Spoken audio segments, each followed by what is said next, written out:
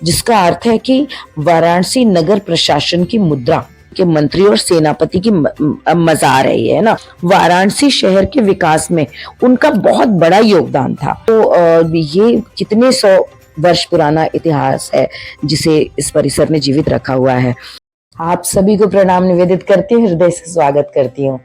आज मैं बहुत प्रसन्न हूँ क्योंकि काशी को भीतर बाहर से जानने की जो मेरी इच्छा थी, काशी, वाराणसी, बनारस, है ना, ये तो इसे पूरी तरह से जो जानने की जो मेरी जिज्ञासा थी, उसमें आज का ये जो स्थान है, इसका दर्शन, इसका भ्रमण बहुत ही आवश्यक सिद्ध हुआ। मैं अगर यहाँ पे नहीं आ पाती तो शायद मैं पूरी तरह काशी को नहीं समझ पाती। तो अभी मैं जहां जा रही हूँ वहां पे लाल खान, काशी के नरेश के सेनापति की मजार है, उस पर भी बात करेंगे। और उसी में एंटर करते ही एक बाईं तरफ पे एक कॉलोनी है, उस पर भी बात करूंगी मैं पहले।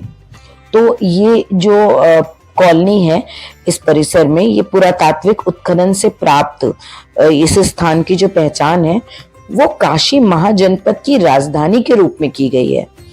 तो ये मेरे लिए बहुत बड़ी बात थी, काशी महाजनपद की राजधानी के रूप में विकसित आवासीय परिसर, उसके अवशेष।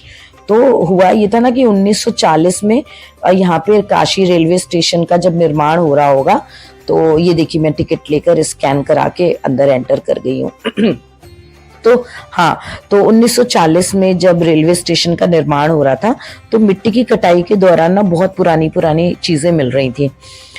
तो इसी पुरावशेष जो प्राप्त हो रहे थे उसकी वजह से इस स्थल का परीक्षण पुरातात्विक उत्खनन भारतीय पुरातत्व सर्वेक्षण के श्री कृष्ण देव द्वारा इसका जब किया गया सर्वेक्षण, तो ये जो स्थान है ये पुरातात्विक विशेष महत्व का सिद्ध हुआ।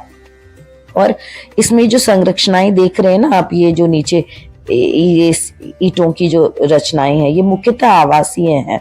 और इस उत्खनन में जो विशेष बात थी कि गुप्तकालीन ब्राह्मी में उत्कीर्ण वाराणस्याधिष्ठानाधिकरणस्य लेख वाली मुहर प्राप्त हुई है, जिसका अर्थ है कि वाराणसी नगर प्रशासन की मुद्रा। तो मतलब ऐसे चीजें प्राप्त हुई हैं जिससे सिद्ध होता है कि ये काशी जनपद की, महाजनपद की राजधानी के रूप में विकसित था।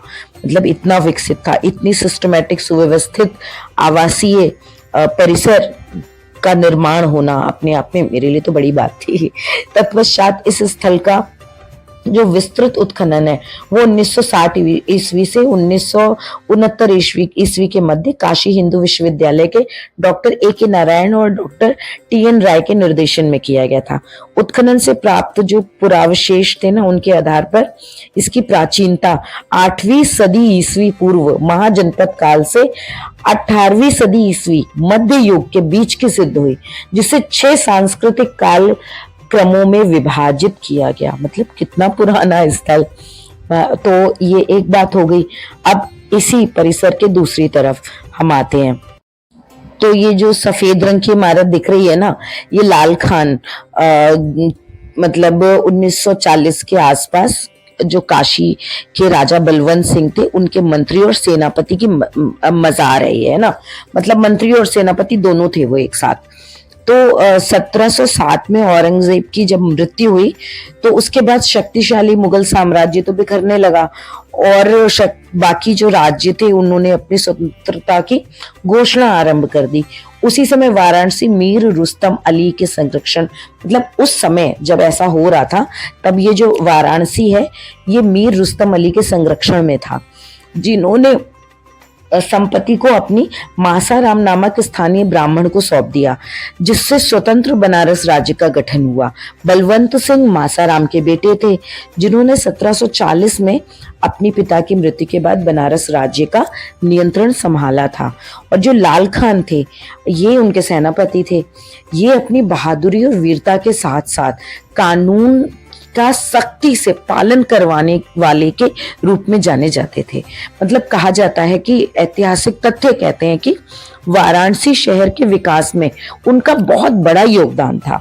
उनकी ही अंतिम इच्छा थी, मतलब ऐसा सेनापति होगा तभी तो राजा के सामने अपनी इच्छा रख पाएगा ना, उसकी इच्छा का मान होगा। उनकी अंतिम इच्छा थी कि उन्हें ऐसे स्थान पर दफनाया जाए जहां से वे शाही महल के प्रवेश द्वार पर नजर रख सके और घुसपैठियों पर नजर रख सके।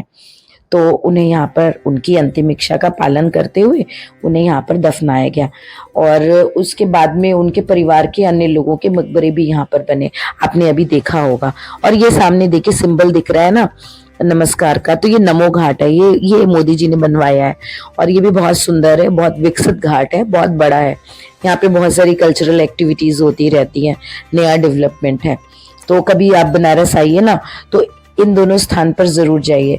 नमो घाट पर तो सभी जाते हैं, लेकिन यहाँ भी जरूर आइए।